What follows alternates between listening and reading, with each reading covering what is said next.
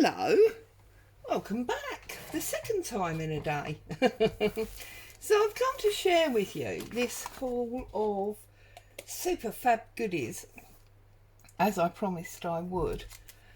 Now I'm not going to lie to you, this came from eBay, and the seller has very kindly packaged all of these items into one of these plastic folder things. So we've got lots of lovely goodies, so I'm going to take them out one by one because obviously the glare is not good. So the first thing we've got, look at this, and you can see how over the years it's been posted in folded and bent in different ways. Now this is extracted from the High Court of Justice, Probate and Divorce Admiralty, and this is about a Philip Robinson who died in 1931, and it's the value of his estate. Look at that. Now that's a lot of money in 1930. 208,000. It's a lot of money. I dread to think what that is now. So that's beautiful, and it's got the like watermark, the embossed, and it's actually, you probably can't see that, but it's watermarked paper. It's beautiful. So that's the first thing that we've got. We've also got some used stamps there, and we've got a bank credit, and this is, like it actually says on it, the trustees of Herbert Stewart Sankey's account. So, and then in the second envelope, there's some beautiful things in here. The second envelope, we've got such flimsy paperwork. Now this is dated the 30th, I think that says October 1920, and it's so it's 100 years old, more than 100 years old. City Life Assurance Company. Then here, look at this. The age on this is amazing, and you'll see why in a minute. This is an Inland Revenue form from Staffordshire, Cheadle. I've been there. It's file number blah blah blah, 13th day of December 1872. It's just amazing. And there's obviously all the information, and this is part of the probate division again, and there's the name. I think it's Wilfred Fuller, Mabel Fuller, Jessie Fuller and Janet Fuller. They were all the children, and therefore presumably the recipients of the £1,604, 11 shillings and 2 pence that he had when he died. It's amazing. And on the back, I mean, look at it. This is not a print. Okay, this is not a print that somebody has mastered. This is the actual document, and you can see the colouring of it. It's absolutely fantastic to have that in your hand. It's sad subject matter, obviously, but it's absolutely awesome. And then in this next pocket, we have got, whoops, Chester Waterworks. This is obviously a receipt for monies paid. I can't fully see a date on that one. Oh, here we go, because it's printed June the 24th 1918. These are all like 100 years old. And this is a letter, the indenture dated the 26th of May, April 1911, and made between William Paynes, I think that is, of Kingston, yeah, it's a mortgage. There you go, in the sum of £1,906. If only you could buy a house for that now. And again, it's beautiful watermark paper. So that's that one. And then this one, received from the trustees of William something deceased, the sum of £5 further on account. So this is a receipt for £5, July the 1st, 1910. And this is the year of 1911 to 1912. Income tax. Can't quite read the name there. But look, it's £2, 18 shillings and 10 pence. 2nd day of July 1912. These are, you know, they're just amazing pieces of history. And this, now I've seen these, I remember seeing these coming through my mum's letterbox. And for those of you in the UK, you should know what this is. This is an old Royal Mail registered letter envelope. Used to buy these at the post office, and that blue line meant that it was registered letter, and everybody knew. And this is the 31st of, I think that's August 1913. Again, you can see it's very, very fragile, and it's obviously, look there, it's where it's been ripped open and whatever was in taken out, and somebody's done a bit of a sum on the back there. And this went to Mrs. A. Taylor, 18 The Groves, Chester, back before we had postcodes and things. Awesome. I am going to be compiling all of this into a kit that I will be putting into my shop. I don't know if I'll get it done today. I have scanned it already because I've put a few freebies out, but I'll try and get it in the shop definitely by tomorrow. I don't know, maybe this afternoon, maybe late tonight.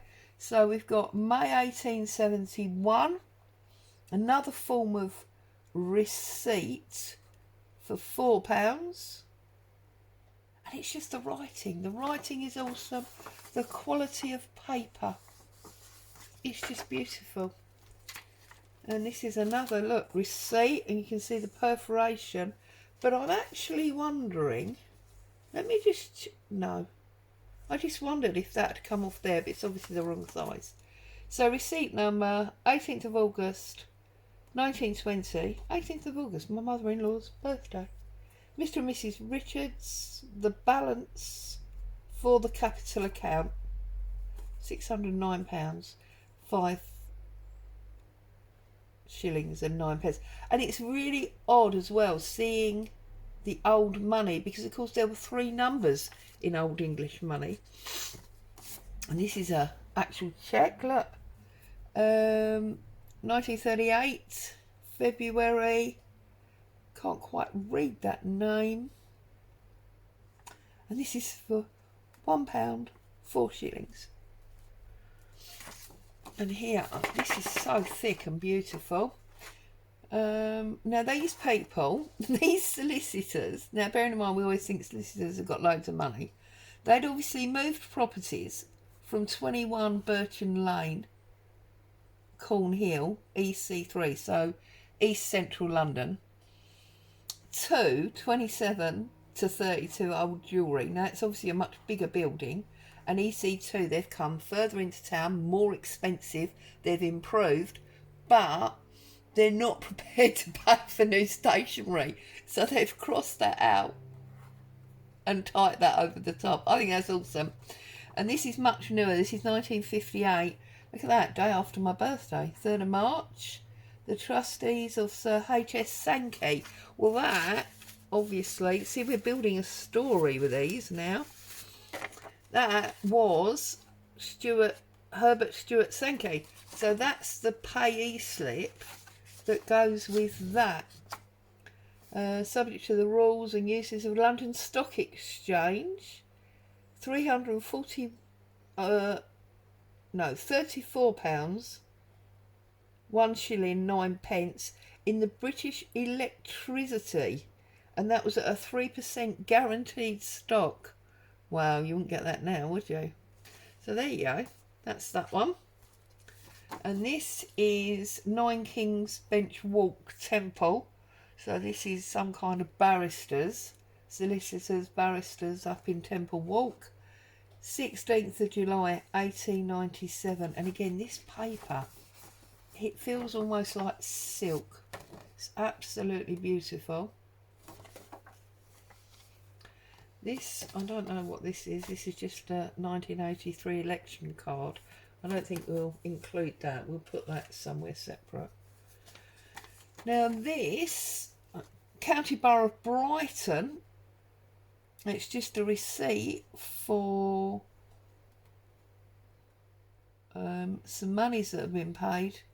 £17, 6 shillings. No idea what it's for. Doesn't make it very clear. But it's the 19th of the 3rd, 1965, that receipt. And then this is a Westminster Bank paying in slip. It's very old. I don't know how old. It's not 1800s or anything. But they haven't looked like this for a very long time. So, yeah. Also, of course, it's got pounds, shillings and pence on. So it's at least, was it 71 we changed currency? Something like that. So it's, you know, it's a good few years old. And then in the next pocket, there's quite a lot in here.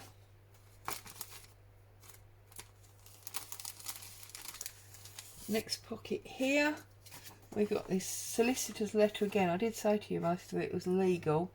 23rd of January 1885 for a loan of £7,000. And now we've got a government type document here. This is a payment slip for 13 Vaughan, is that road? And it's for general water rates and dustbin charges. Wow, £56, 3 shillings and 9 pence. That's a lot of money. I'm tempted to go onto Google and find out where this property is and how big it is, because that feels like a lot of money for the rates, general rates, water rates and dustbin charges. And this is 1960s to 61. That feels like a lot of money.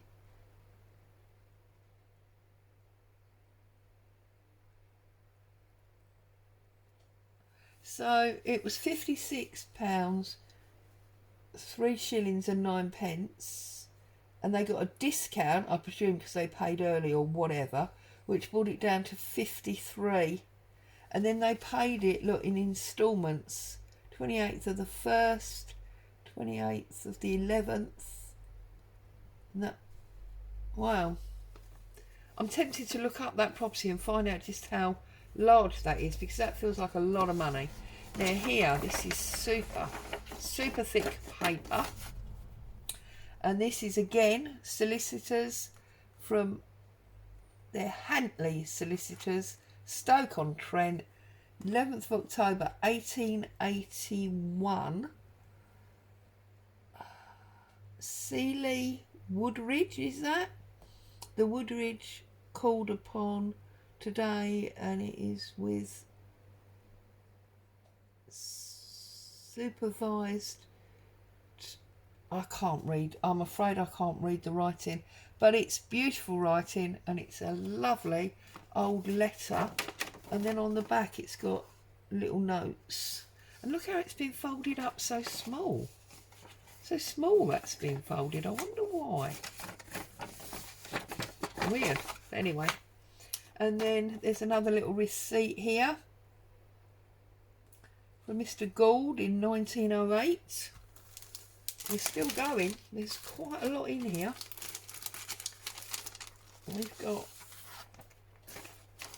Frank Townsend, January the 12th, 1934, and it's to dying pile waste. Now, it's got a word there that we wouldn't approve of anymore. I'm not going to say the word. I'm sure you can probably see it there. It begins with N, ends in R. But, you know, this is a piece of history, and back in 1934, that was considered to be an acceptable word. So I'm not going to discard this, because I think if you do, you discard a piece of history. And the fact that we now don't use words like that for very good reason. There was a time that we did use them, and to try and pretend that never happened, in my opinion, is very wrong. So, and there it's referring to colour of a dye. So it's not quite as dramatic anyway. Now this is the wages slip. This is almost like tracing paper. Can hear it. And this is for June the 20th, 1900. Well, we don't know because nobody's filled it in.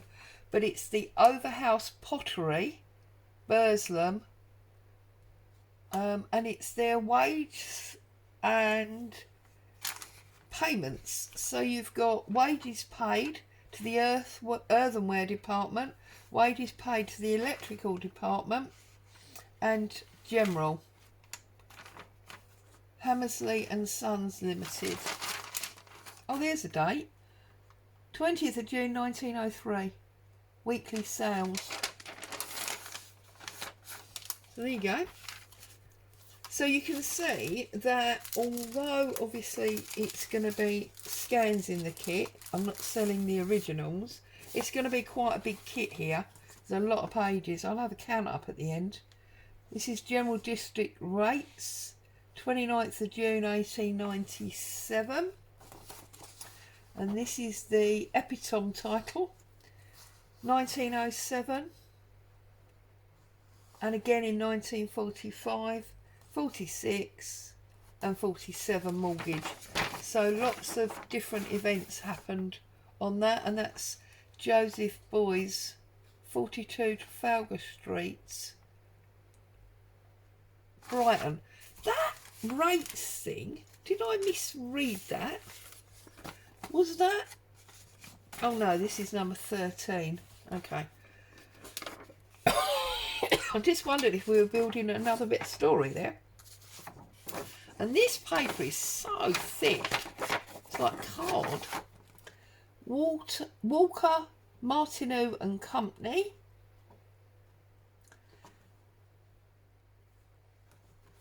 (1931). It's about the Gunco Hall estate.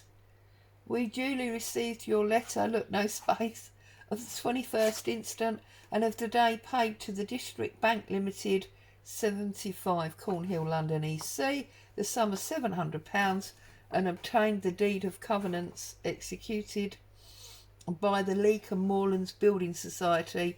We discharged the bank's fees and enclose here with a cheque for £2, 12 shillings and 6 in payment of your charges. Please let us have a receipt for the same. We enclose here with a carbon copy of the draft convenience duly completed. We also enclose copies of the conveyances to the Walshaw and Knight and a copy of the release dated the 16th of May 1931, so that you may make up your drafts of these. Kindly return your copies in the Building Society. Now, it's interesting because this is basically exactly the same process that we still use today, nearly 100 years later. I mean, ENC, I remember that from my typing days, means enclosures, and it says down here that there are enclosures.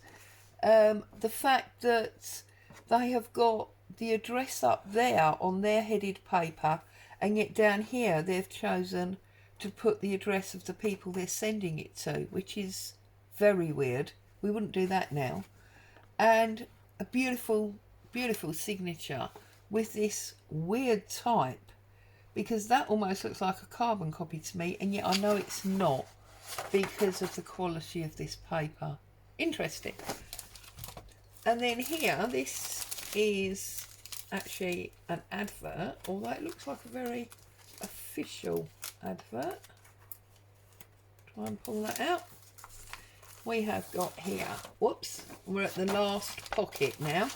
This is 1895, Leek Division of the County of Stafford, and it's basically an advert of the Petty Sessions courts and what days they'll be sitting and what they're gonna be, you know, hearing in the courts. So special sessions for highways and transferring of licences, highways poor rate appeals, transferring licences, highways transferring licences. So it's very similar things all the way through. And it says at the Magistrates Clerk's Office, 10 Derby Street, Leek, every Monday and Thursday at 11 o'clock in the forenoon. So 11 o'clock in the morning. I love the turn of phrase. And the hours of attendance at the Magistrates Clerk's Office are 10 to 4. I presume that's Mondays and Thursdays because it says so up there. And then they're here on a Saturday, 10 till 1. Again, beautifully thick paper for a bit of an advert. And then this one, oh, this feels amazing. This is really silky and beautiful. The company's registration office, 19th of March, Somerset House. 19th of March 1910. Blah, blah, blah. William and Williams Limited, I think that is. I hereby acknowledge the receipt of your letter, 18th something, and reply. The Company's Consolidation Act 1908. It should be further noted that as the name may ultimately be found from some cause or other to be not available, the matter must be regarded as open to reconsideration at this time. And it says here, I find this really interesting. I am, gentlemen, your obedient servant, E.O. Sergeant, Assistant Registrar. Oh, goodness me. Messrs. Walker, Smith and Way, Offices of the Clerk of the Peace, Abbey Gateway, Chester. So there you go. They are the beautiful pieces in my stash or haul. So we've got 1, 2, 3, 4, 5, 6, 7, 8, 9, 10, 11, 12, 13, 14, 15, 16, 17, 18, 19, 20, 21, 22, 23, 24, 25, 26, 27, 29 pieces of beautiful, I'm going to put this one on top because this is my absolute favourite. Beautiful vintage actual ephemera that I'm going to put in a kit in my shop. If you're interested in that, obviously keep your eyes open because that will be hitting the shelf, as they would say, sometime this afternoon or early this evening. Thanks for watching. Hope you enjoyed reading through some of them with me, looking at these. Beautiful, this check as well. I love this piece particularly, and this check. Stay safe. I'll be back to you very soon. Bye bye for now.